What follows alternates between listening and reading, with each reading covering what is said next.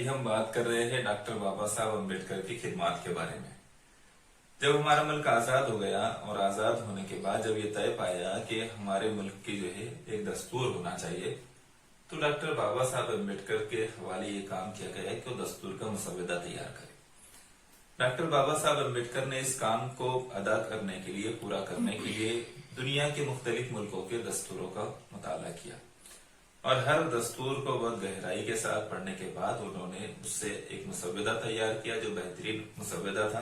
پھر اس مسودے کو انہوں نے دستور ساز مجلس کے سامنے رکھا۔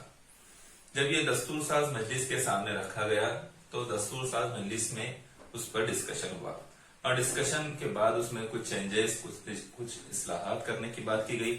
اس کے ساتھ ساتھ کچھ سوالات اس کے اوپر کھڑے کیے گئے جس کے معقول جواب ڈاکٹر بابا صاحب امبیڈکر نے رکھے اور اس کے بعد کچھ تبدیلیاں کی گئی، کچھ ترمیمات اس میں کی گئی۔ یہ تمام کے بعد جو ہے دوبارہ سے ڈاکٹر بابا صاحب امبیڈکر نے اس مسودے کو تیار کیا۔